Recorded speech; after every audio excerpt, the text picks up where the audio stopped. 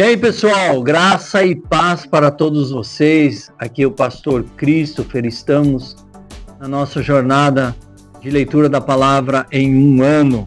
Convido você a estar junto comigo, participar cada vez mais profundamente e nos alimentarmos da palavra de Deus. Por isso eu convido você, pegue a sua Bíblia, venha comigo, abra no terceiro dia, se você tem essa Bíblia, 365 dias, ou se não, eu vou ditando aqui as passagens e vocês vão acompanhando junto. Então, beleza? Venha junto!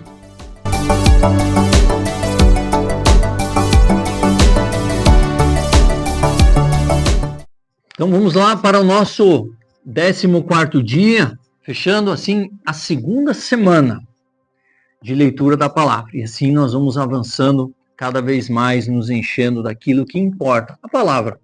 Não estamos aqui para ensinar nada, mas deixar para que, através do Espírito Santo, a leitura possa fluir no teu espírito e encher a tua vida com ela. Amém? Então vamos lá, Gênesis 31 a 31, 16. Quando Raquel viu que não dava filhos a Jacó, teve inveja da irmã e implorou a Jacó: dê-me filhos ou morrerei. Jacó se enfureceu com Raquel. Por acaso sou Deus? Perguntou ele. Foi ele que me permitiu que não tivesse filhos. Raquel lhe disse: tome minha serva Bila e deite-se com ela. Ela dará à luz filhos em meu lugar, e por meio dela também terei uma família. Então Raquel entregou sua serva Bila a Jacó por mulher, e Jacó se deitou com ela. Bila engravidou e deu um filho a Jacó. Raquel o chamou de Dan, pois disse: Deus me fez justiça. Ouvi meu pedido e me deu um filho. Bila engravidou novamente e deu a Jacó o segundo filho. Raquel o chamou de Naftali, pois disse: tive uma luta intensa com minha irmã e venci. Quando Lia percebeu que tinha parado de engravidar, tomou sua serva Zilpa e entregou a Jacó como mulher. Pouco tempo depois, Zilpa deu um filho a Jacó. Lia o chamou de Gade, pois disse: como sou afortunada. Então Zilpa deu a Jacó o segundo filho. Lia o chamou de Aser, pois disse: como estou alegre, agora as outras mulheres celebrarão comigo. Certo dia, durante a colheita de trigo, Rúben encontrou algumas mandrágoras que cresciam no campo e as trouxe para Lia, sua mãe. Raquel suplicou a Lia: por favor, dê-me algumas das mandrágoras de seu filho. Lia, porém, respondeu: não basta ter roubado meu marido? Agora também quer roubar as mandrágoras do meu filho? Raquel propôs: em troca de algumas mandrágoras, deixarei que Jacó se deite com você esta noite. Ao entardecer, quando Jacó estava voltando do campo, Lia foi ao seu encontro e disse: essa noite você deve se deitar comigo. Paguei por você com algumas mandrágoras que meu filho encontrou. Assim, naquela noite, Jacó se deitou com Lia. Deus respondeu às orações de Lia, que engravidou novamente, e deu a Jacó o quinto filho, chamando de Issacar. Por isso Deus me recomendou, porque entregou minha serva por mulher ao meu marido. Lia engravidou outra vez e deu a Jacó o sexto filho, chamou de Zebulon, pois disse: Deus me deu uma boa recompensa. Agora o meu marido me tratará com mais respeito, porque lhe dei 6 filhos. Depois Lia deu à luz uma filha e a chamou de Diná. Então Deus se lembrou de Raquel e, em resposta às suas orações, permitiu que ela se tornasse fértil. Ela engravidou, deu à luz a um filho. Deus tirou a minha humilhação, declarou, e chamou de José, pois disse: que o Senhor me acrescente ainda outro filho.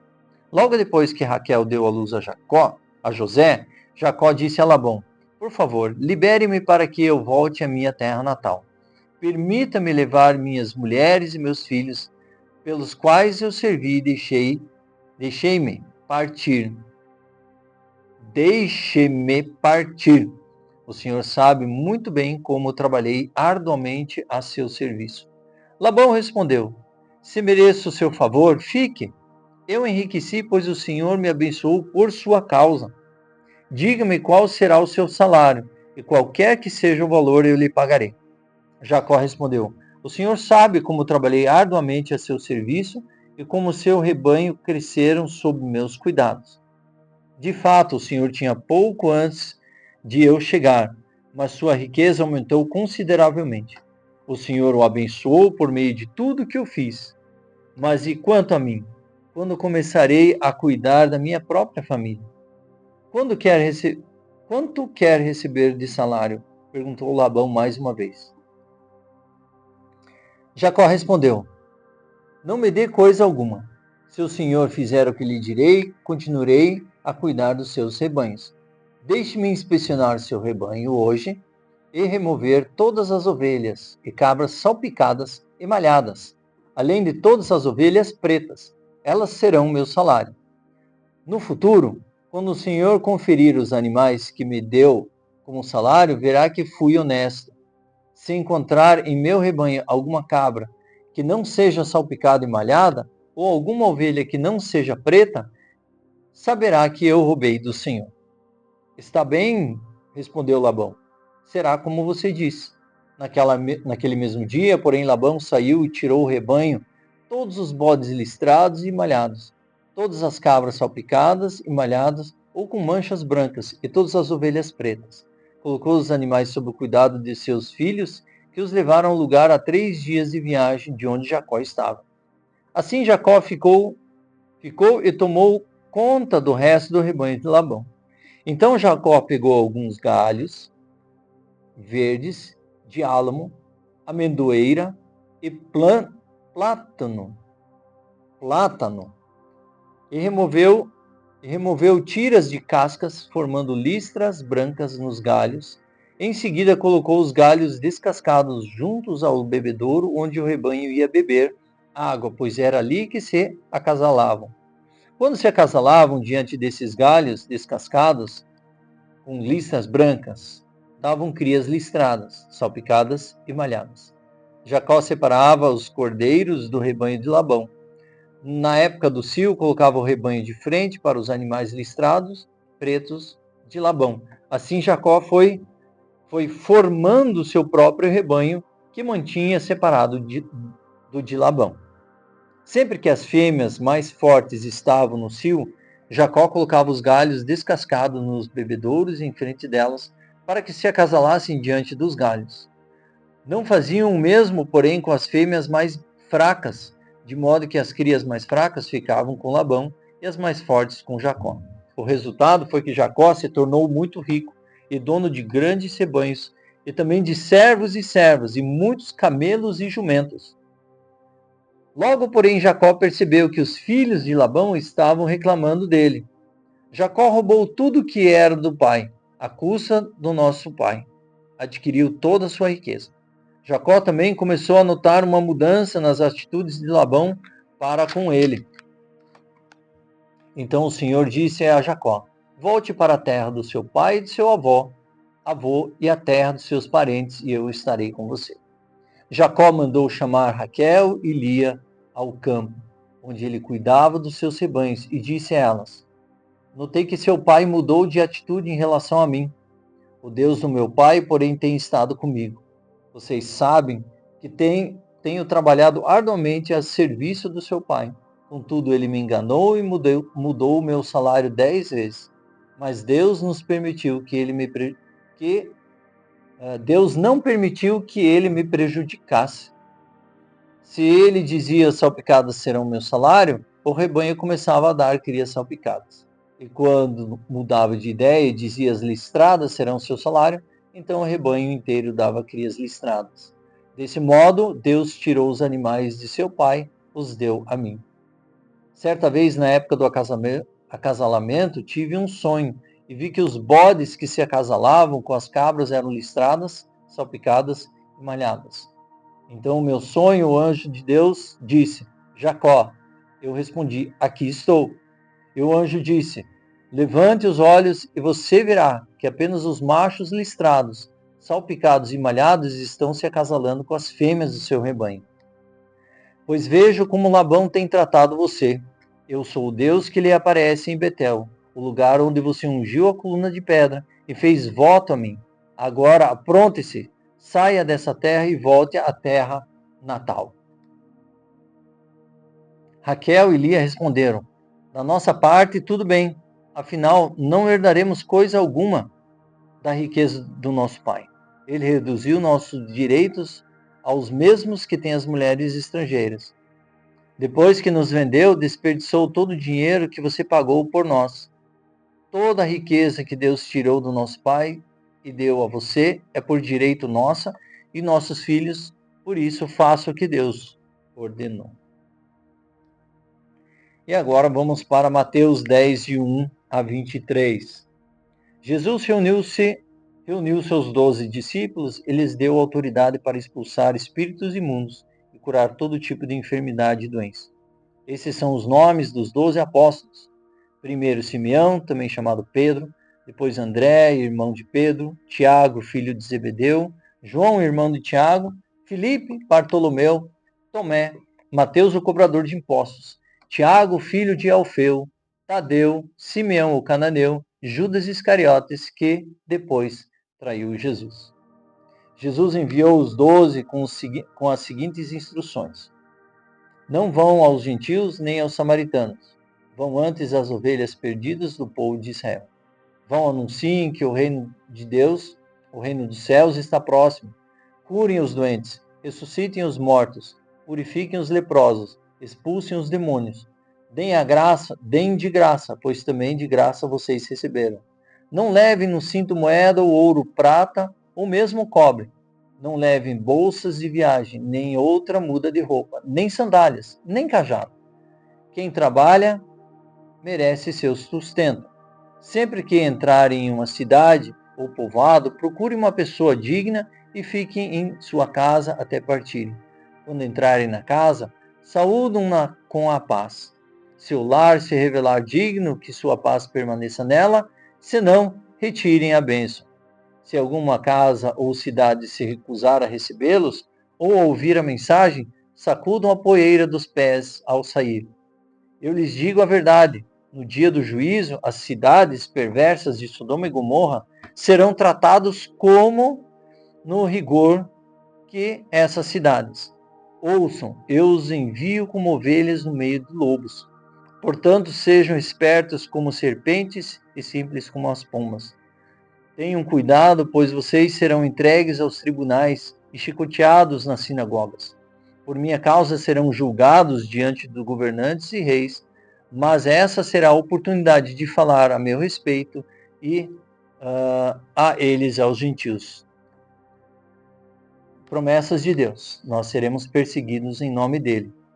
Então temos que estar preparados. E como nós lermos a Bíblia inteira juntos, tanto uma porção do Antigo, Novo, fazem menções e elas trazem algumas revelações, como nós ouvimos dias atrás. Lemos sobre Sodoma e Gomorra e Jesus, ele acaba mencionando isso aqui. Por minha causa serão julgados diante de governantes reis, mas essa será a oportunidade de falar a respeito deles e aos gentios. Quando forem presos, não se preocupem com o modo como responderão, nem como dirão. Naquele momento as palavras certas lhes serão concedidas, pois não serão vocês que falarão, mas o Espírito, e seu Pai falará por meio de vocês. O irmão trairá seu irmão e entregará à morte, assim também o pai seu próprio filho. Os filhos se rebelarão contra os pais e os matarão. Todos odiarão por minha causa, mas quem perseverar até o fim será salvo. Quando, porém, perseguidos numa cidade, fujam para outra. Eu lhes digo a verdade, o Filho do Homem voltará antes que tudo tenha ocorrido. Percorrido todas as cidades de Israel. Deus tem algumas promessas para nós que não serão fáceis, mas nós vamos persistir. E veja só, a leitura da palavra não é o mais difícil que nós enfrentaremos. É um desafio do qual você pode participar junto comigo nos dias de hoje. Vamos lá para Salmo 12, de 1 a 8. Ao regente do coral, Salmo de Davi, para ser acompanhado com instrumento de 8 cordas. Socorro, Senhor, pois os fiéis estão desaparecendo depressa. Os que te temem sumiram da terra. Todos mentem uns aos outros. Falam com lábios bajuladores e coração fingido. Que o Senhor corte os lábios bajuladores e coloque a língua arrogante. Cale a língua arrogante. Eles dizem, mentiremos quando quisermos, os lábios são nossos, quem nos impedirá? O Senhor responde, vi a violência cometida contra os indefesos, eu ouvi os gemidos dos pobres, agora me levantarei para salvá-los, como eles tanto desejam. As promessas do Senhor são puras como prata refinado no forno, purificado 7 vezes. Portanto, Senhor, sabemos que protegerás os oprimidos e para sempre os guardará dessa geração mentirosa. Ainda que os perversos andem confiantes e a maldade seja elogiada em toda a terra. Provérbios 3, 13 e 15. Feliz é a pessoa que encontrar sabedoria, aquele que adquire entendimento, pois a sabedoria dá mais lucro que a prata e rende mais que o ouro. A sabedoria vale mais que rubis, nada do que você deseja se compara a ela. É uma verdade da qual nós queremos fazer isso uma realidade para você. Assim como o Provérbios falou aqui, feliz a pessoa que encontra sabedoria, aquele que adquire entendimento, pois a sabedoria dá mais lucro do que as coisas deste mundo, do que dinheiro, do que qualquer coisa. E aquilo que é a proposta de nós lermos a Bíblia em 365 dias, em um ano, é para que a sabedoria do Senhor possa entrar em nossos corações através dessa leitura e que possamos usufruir de um entendimento muito melhor e muito maior daquilo que Deus espera de nós. Que nós busquemos a Ele, que nós nos encontremos com Ele e que a sabedoria venha dele para todas as ações do nosso dia a dia. Deus abençoe você nesse dia. Inscreva-se no canal, assine o sininho para não perder os próximos dias. Eu espero você amanhã.